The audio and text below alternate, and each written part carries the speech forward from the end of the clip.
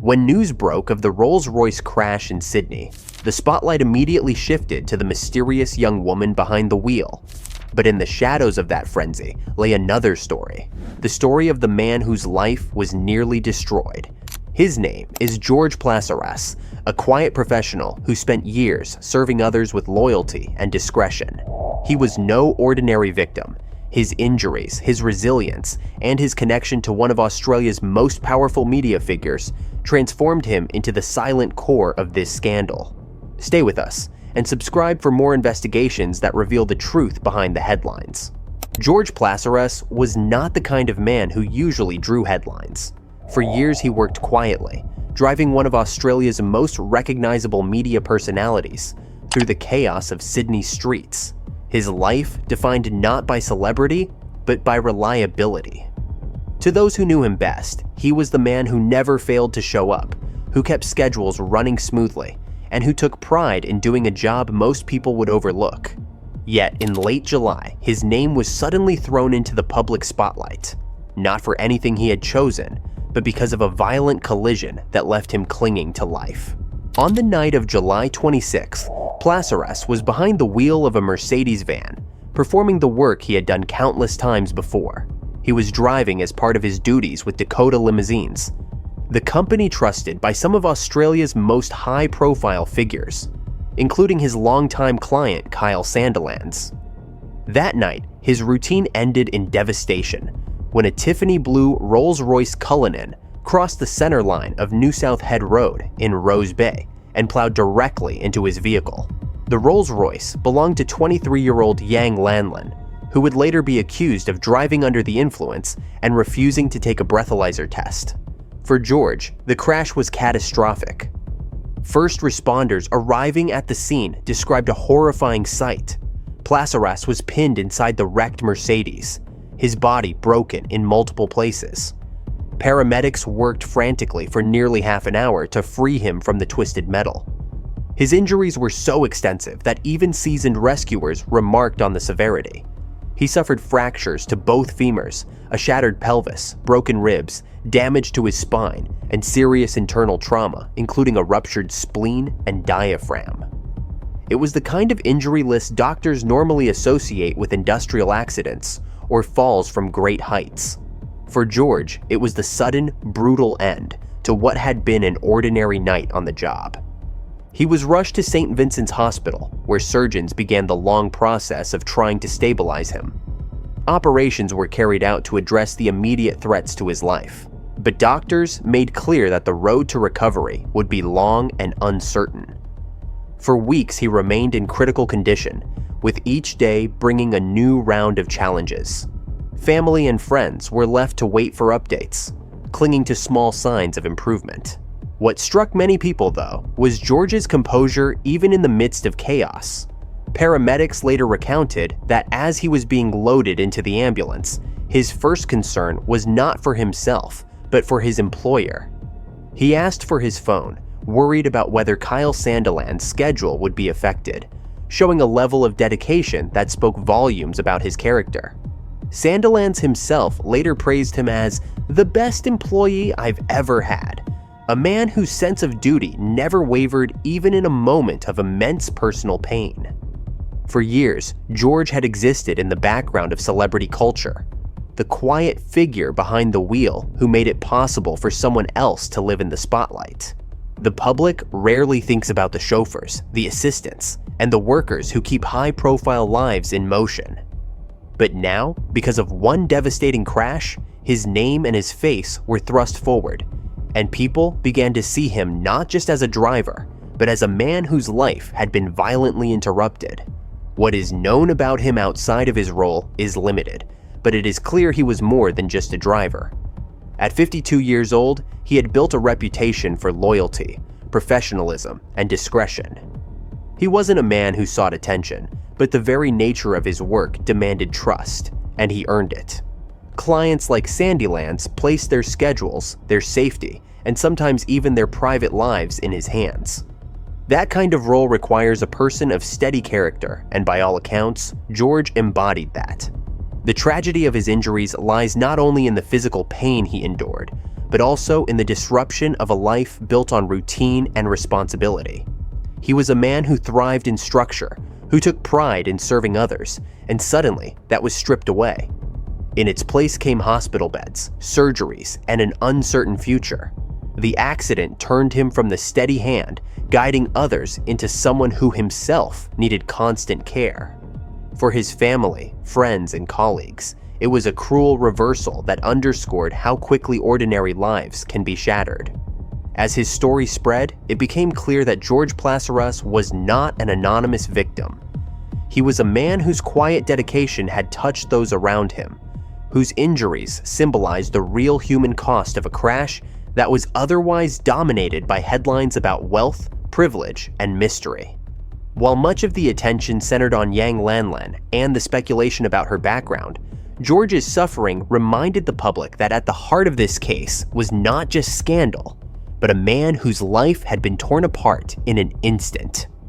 When the dust settled after the crash, the focus of the headlines was firmly on the Rolls-Royce and its enigmatic driver, but behind that spectacle was George Plassaras, a man whose life was now forever changed. The public knew his name, they knew he was the chauffeur for Kyle Sandilands, and they knew he was lying in a hospital bed with injuries so severe that doctors spoke cautiously about his recovery. Yet beyond those bare facts, very little was clear. George was not a public figure, he was not a celebrity in his own right, and he had spent most of his life moving through Sydney without fanfare. In many ways, this anonymity became its own kind of puzzle. If the woman in the Rolls-Royce was cloaked in too much attention, the man she struck was cloaked in too little, leaving people to wonder who he truly was. There is no evidence that George cultivated a public persona. No social media pages have emerged, no interviews before the accident can be found, no archive of personal opinions or appearances in the spotlight exists to piece together his life. Instead, what the world has learned about him has come secondhand, through colleagues, employers, and reporters who dug into his professional background after the crash. His name surfaced primarily because of his connection to Sandilands, the radio host who has long been one of Australia's most outspoken and visible figures. Working for someone like that requires trust, discretion, and an ability to operate in the background while maintaining professionalism at all times. That George held this position for years says much about his reliability. The picture that emerges is of a man who valued his work, who built a reputation on being there when needed, and who was content with the kind of steady loyalty that does not often earn recognition but quietly sustains entire enterprises. Chauffeurs in his line of work are not just drivers. They manage schedules, adapt to sudden changes, and protect the privacy of clients who rely on them to keep their personal and professional lives running smoothly. That trust is not easily earned, and it is not lightly given. George, by all accounts, had earned it fully. Even in the aftermath of his injuries, his character shone through. Paramedics recalled how he asked about Sandilands' schedule, how his instinct, even in pain, was to ensure his client was not left stranded. That detail, reported widely in the Australian press, painted a portrait of someone whose sense of duty ran deep. It suggested that his work was more than just a paycheck. It was a responsibility he took to heart, a role that became part of his identity.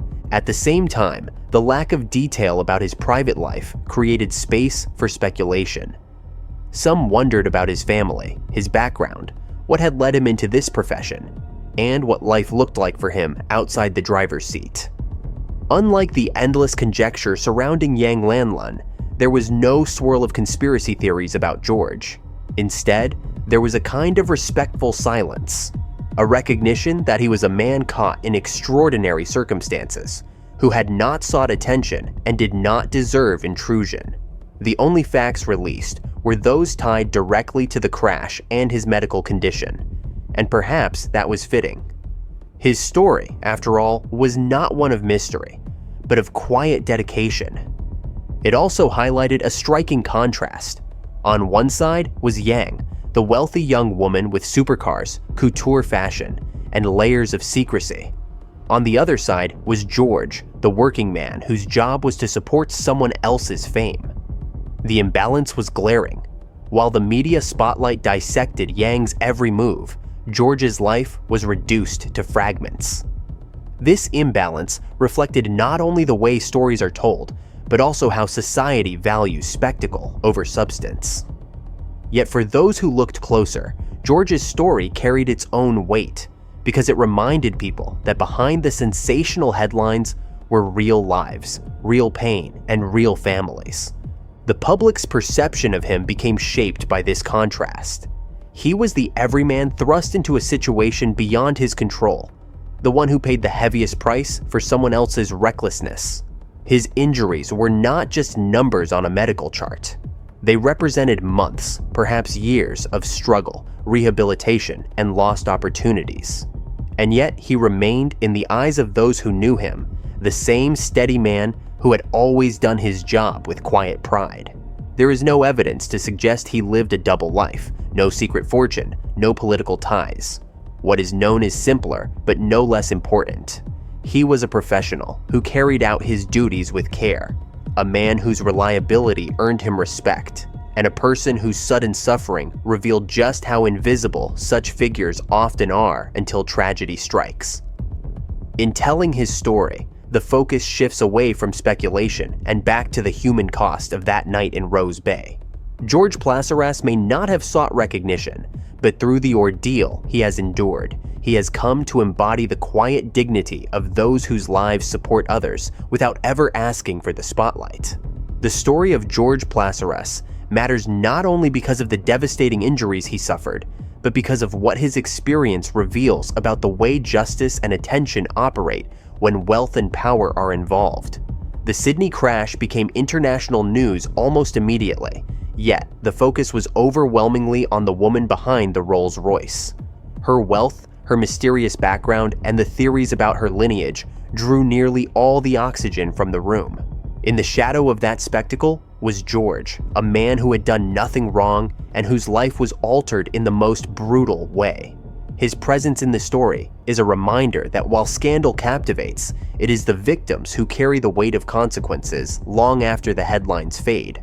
For George, the consequences were not abstract. They were measured in broken bones, in surgeries, in the painful hours of rehabilitation that stretch endlessly forward. Doctors described his list of injuries in detail: the fractures to his femurs and hips, the spinal trauma, the ruptured organs. Each one of those injuries represents not just physical suffering, but months of recovery, medical bills, and the uncertainty of whether he will ever return to the life he knew before. For someone whose livelihood depended on mobility and endurance, the question of whether he will be able to work again is not small. It is the difference between continuing a life of purpose and facing a permanent loss of independence. What makes his story so compelling in the broader context of the case is how starkly it contrasts with the defendants. While Yang Lanlan leaves court shielded by designer clothing and high-profile lawyers, George lies in a hospital bed, fighting to piece his body back together. While speculation swirls about her lineage and fortune, George's own identity is quiet, defined not by mystery, but by ordinary dedication. That contrast has fueled much of the outrage surrounding the case. People see in him the embodiment of fairness, the ordinary citizen who followed the rules, and in her, the appearance of privilege that may attempt to bend them. Whether or not the court ultimately treats her differently, the perception alone is enough to deepen public frustration. There is also a broader symbolic weight to George's story. He is not a politician or a media mogul, yet he worked for one of the most recognizable figures in Australian broadcasting. His injuries directly disrupted the life of Kyle Sandilands, whose public support for him has been loud and unwavering. This connection has ensured that George's suffering is not invisible. Sandilands has used his platform to highlight the loyalty and bravery of his driver, reminding listeners and viewers that behind the headlines of luxury and scandal is a man fighting for his life. That advocacy matters because it ensures the case is not reduced solely to speculation about Yang's wealth, but also includes recognition of the harm caused to an ordinary working man. At the same time, George's role in the case raises questions about how society values certain kinds of lives over others. If he had not worked for a celebrity, would his name have been reported at all? Would his injuries have been listed in such detail, or would he have been another anonymous victim in a court brief? The attention he has received is tied directly to his connection with fame, yet his worth as a person is not defined by that. His worth lies in his loyalty, his professionalism, and his humanity. Recognizing that is part of what makes his story resonate so deeply with those who hear it. In the courtroom, his name will appear in documents as the victim, a line in the charges filed against Yang. But beyond those papers, his story humanizes the case in a way that speculation never could. He is not a rumor, not a theory, not a headline built for clicks. He is a man with a body broken by another's alleged choices, a man whose recovery will shape the rest of his life. That reality grounds the case in something more tangible than whispers about political dynasties. It reminds people why justice matters in the first place. Not to settle gossip, but to address harm done to real human beings. As the trial moves forward, George's identity may continue to remain understated compared to the storm surrounding Yang Lanlan. Yet in many ways, he is the center of the case, because without him, there would be no charges of grievous bodily harm, no need for accountability. His story is the reminder that beyond the Rolls-Royce and the whispered connections lies the human cost. And that cost is written across his recovery. The fascination with privilege may continue, but it is George Plassaras who embodies the reason the courts exist, to seek justice for those whose lives are torn apart by the actions of others. George Plassaras may not be the one commanding the headlines, but his story is the one that truly matters. He is not a rumor or a theory. He is a man fighting to rebuild his life after devastating injuries. While the world speculates about privilege and hidden power, his struggle represents the real cost of that night in Rose Bay. His loyalty, humanity, and courage remind us that behind every scandal are victims whose lives hang in the balance. To follow stories that uncover both the powerful and the forgotten, make sure you subscribe and never miss what comes next.